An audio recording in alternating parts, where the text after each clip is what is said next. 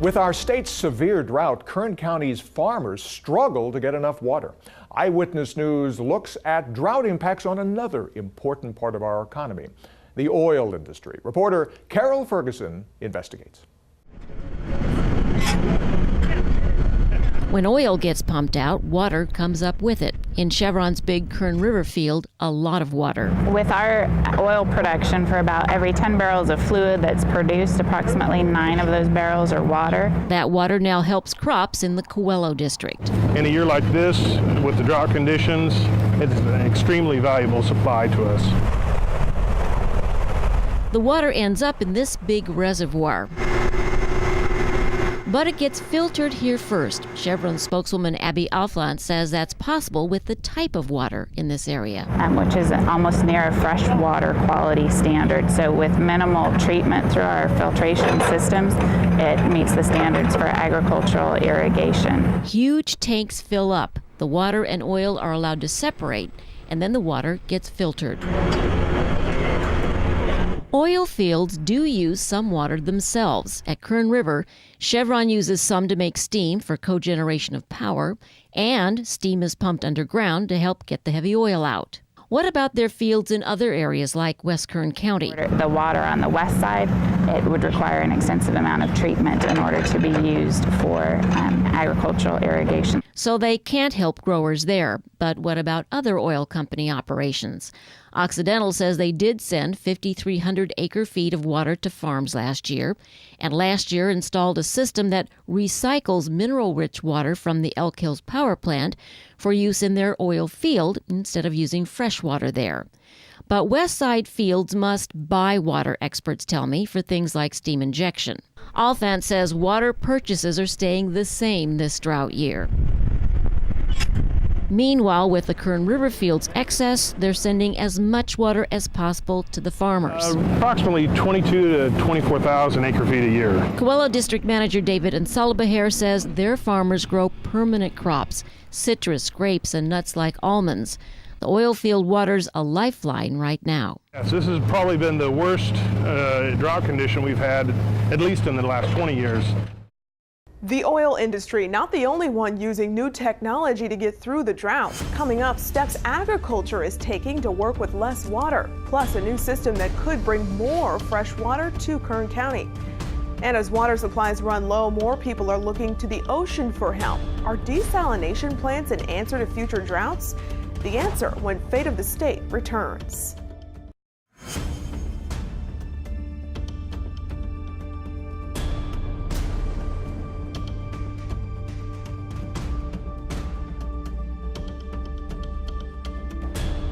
As we've shown you, California's drought has many looking for more water, and some are using a method that seems more like fantasy than reality.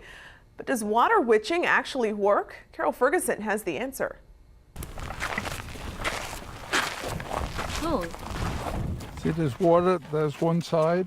John Collins walks an area near Lake Isabella. Where the brass rods cross, there's water.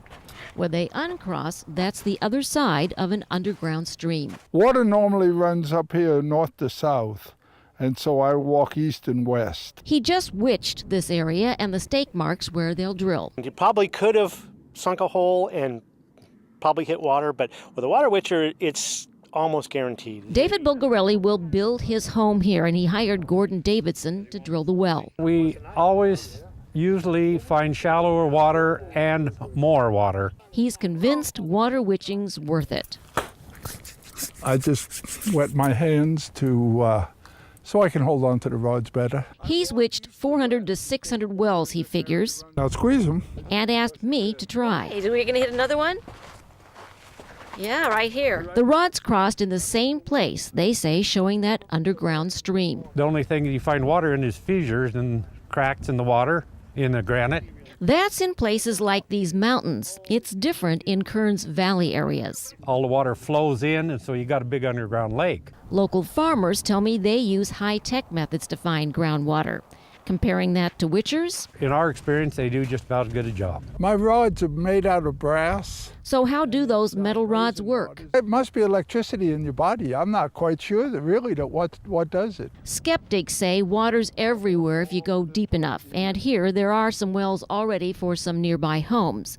But Collins and Davidson are sure water witching makes a difference. The only well that I ever had that was dry is the well that was unwitched out in Twin Oaks. Well, to be truthful with you, I don't know that I've missed. Carol Ferguson reporting. We checked back after the new well was drilled, and sure enough, they found water about 300 feet underground, right where the water witcher said it would be. We've shown you the drought's devastating effects and how new technology is helping alleviate that. But some help from Mother Nature may also be on the way. This fall, an El Nino is expected to develop. That means the Pacific Ocean will be warmer than usual, which typically brings above average rainfall to California. However, there is no guarantee the El Nino will happen or that will actually bring us a lot of rain. And even if it does, the search continues for a long-term solution for California's dry years. California's drought affects all of us, and it will take everyone working together to get through it. We've shown you steps being taken to help alleviate the crisis, but more can still be done. If you would like more information on what you can do to help, head to our website, bakersfieldnow.com. Thank you for joining us for Fate of the State, California's Drought Crisis. I'm Courtney Bryant. And I'm Miles Musio. Good night. Good night.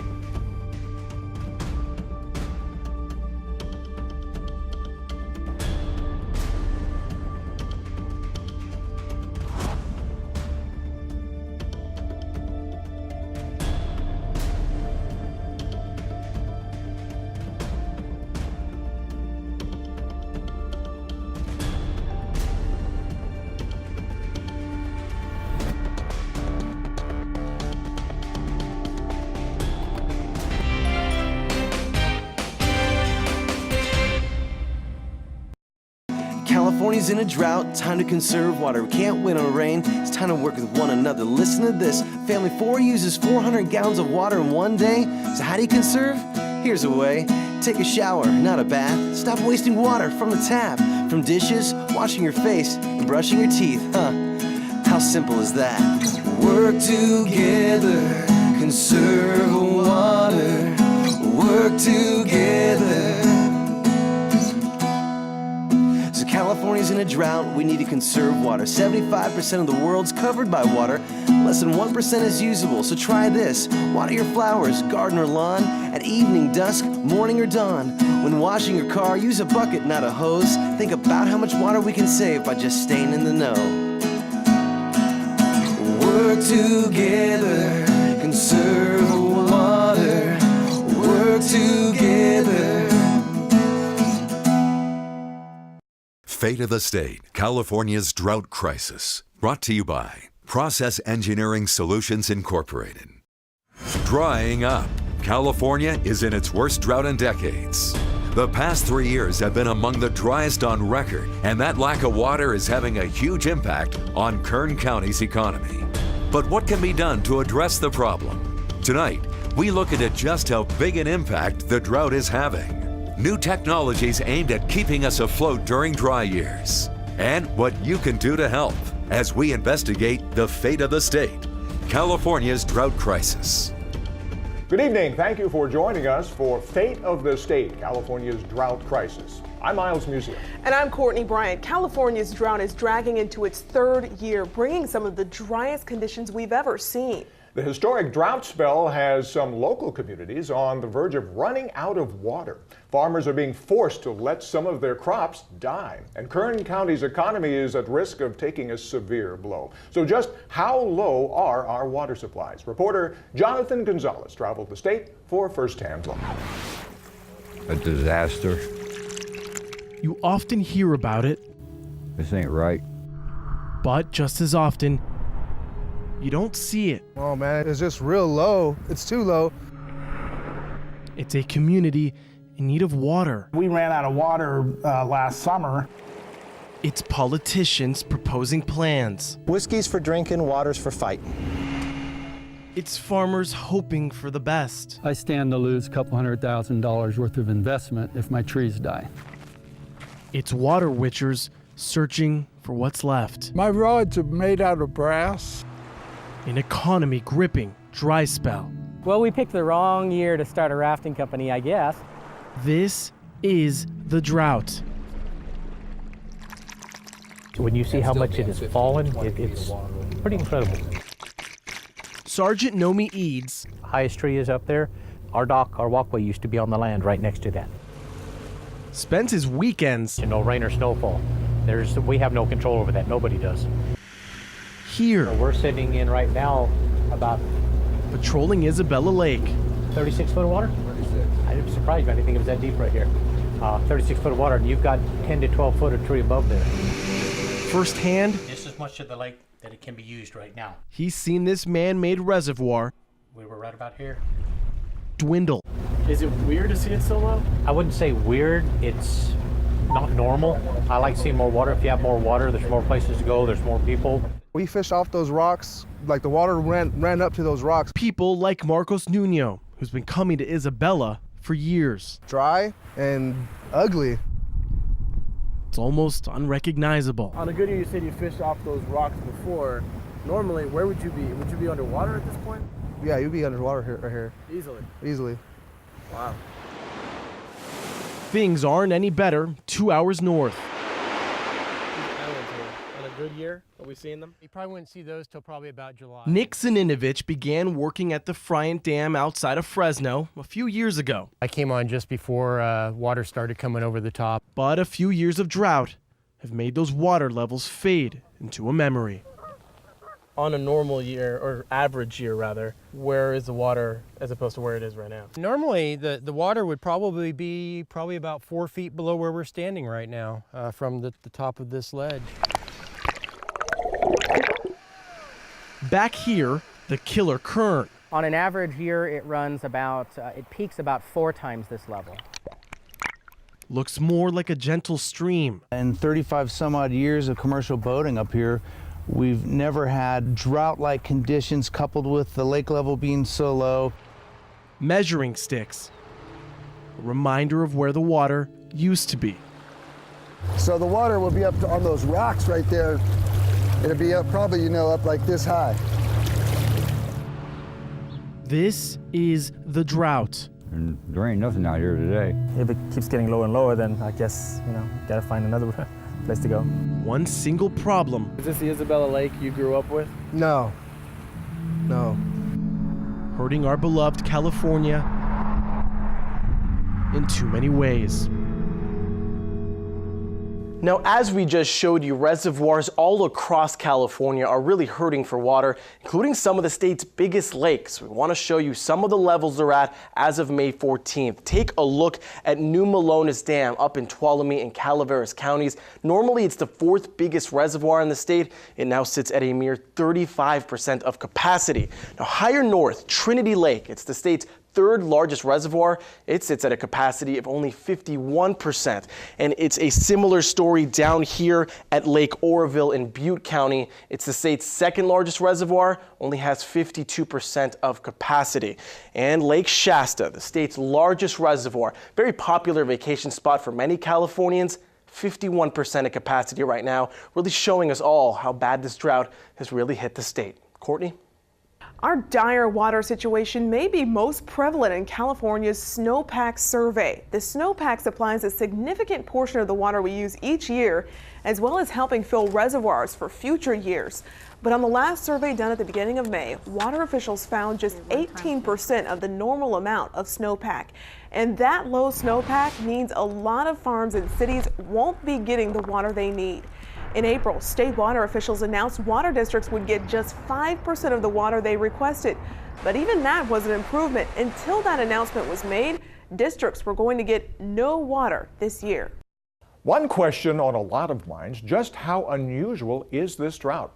This extended drought affecting our state has been ongoing now for 3 years. But a close inspection of rainfall records dating back to 1889 revealed some regularity to droughts, their length and predictability. And the seasons, they go round and round. We're captive on the carousel of time. We're all on a carousel of time. And nature operates on a system of cycles, some big, some small, some easy to spot, and others hard to discover. Rainfall patterns in California are not so simple that the ebbs and flows of a pendulum can precisely describe them, but these swings should not be discarded either. El Niño is coming later in 2014. Scientists are openly wondering if this will be a super El Niño, like in 1997 and 98. That year, Bakersfield saw its wettest water year on record, 14.73 inches. Since 1889, Bakersfield has endured 7 extended droughts, averaging 3.4 years in length. With every instance, except for one in the 1920s, the following year has provided well above average precipitation. Considering this is the 3rd year of the 7th extended drought on record, and an El Niño is brewing with a 70% probability, I have strong confidence that this autumn and winter will be a wet one for California. The effects of the drought are being felt especially in a mountain community near Fraser Park. The water district in Lake of the Woods serves about 400 connections, but right now just 3 of their 5 wells are working, and water officials say several recent dry years have taken a toll on their wells. In fact, last summer they had to have water shipped in just to get by.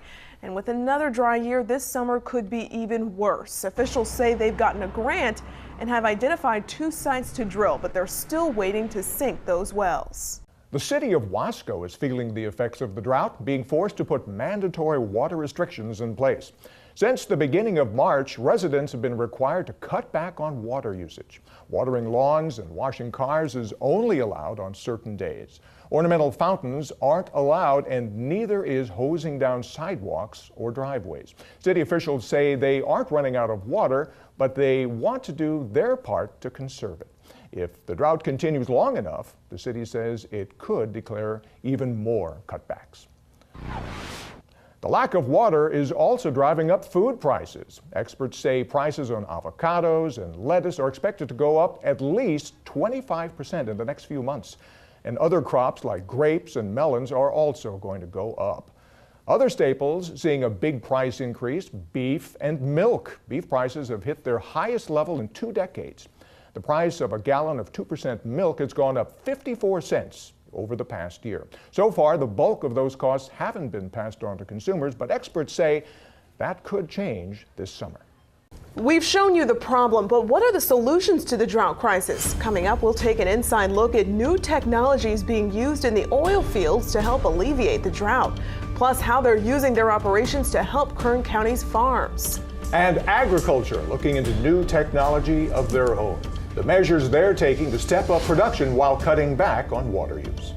And throughout our show, we'll be bringing you tips on how you can help conserve water, the small changes that can go a long way towards helping to cut back. Fate of the State will be right back.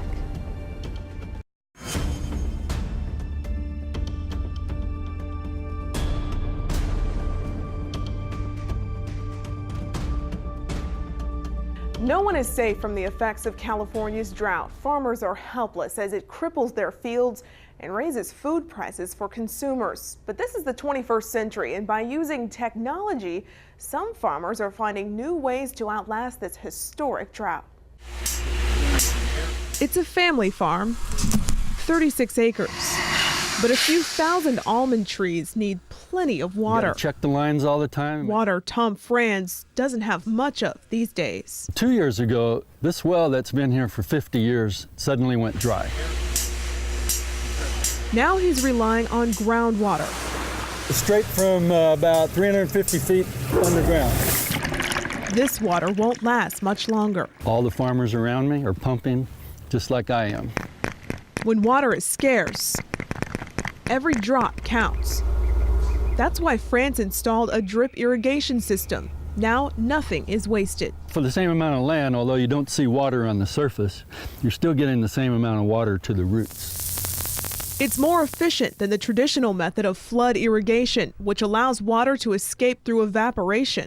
You're not wasting any water, and all the water you do use goes into these nuts. He isn't using less water, but he's getting at least 10 to 15% more almonds from the same trees. I know expensive water I'm buying is being efficiently used. There's no waste. That's the best you can do. This is no family farm.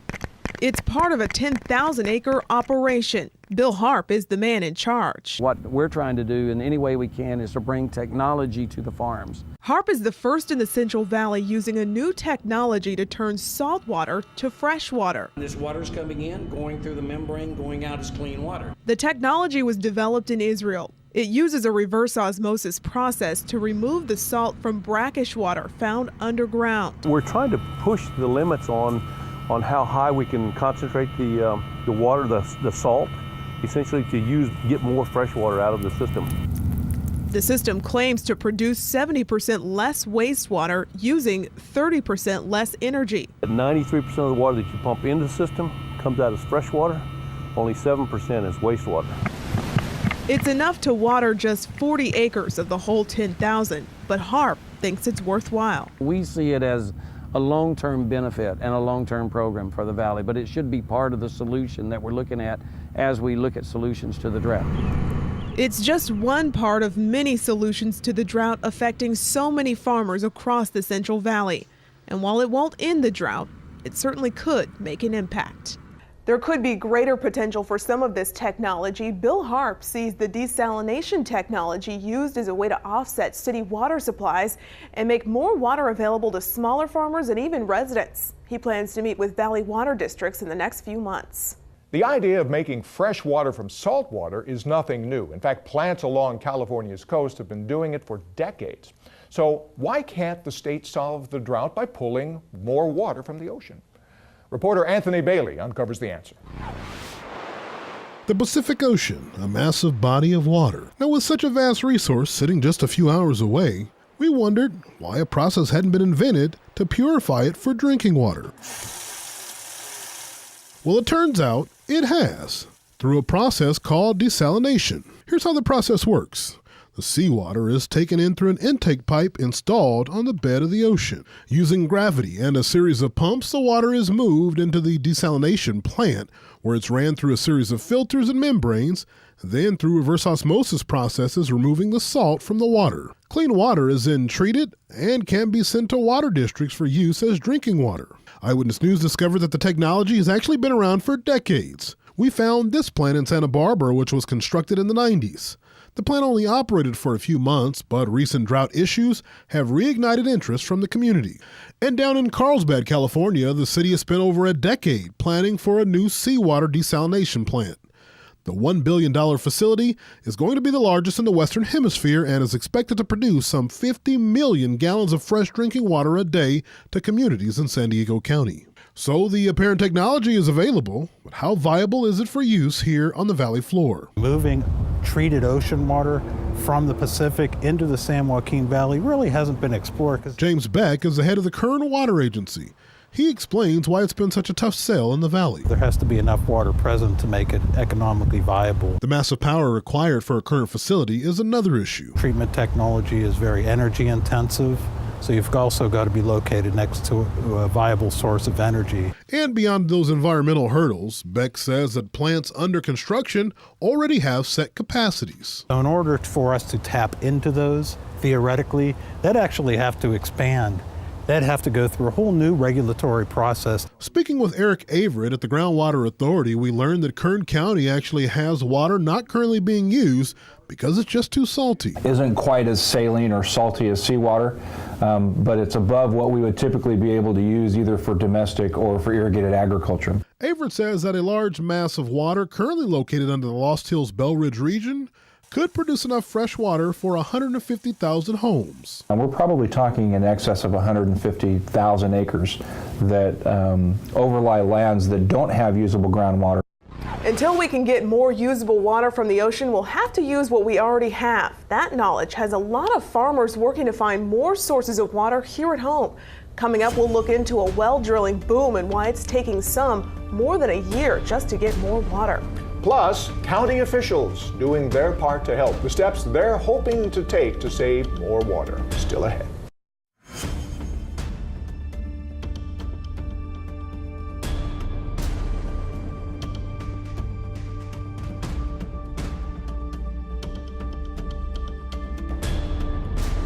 As the drought drags on, Kern County farmers are drilling new water wells in big numbers, but the new drilling has now created a backlog in permits, leaving many farmers worried about their futures. Carol Ferguson has a look at the search for more groundwater. This water well was being drilled north of us in Tulare County in mid-February.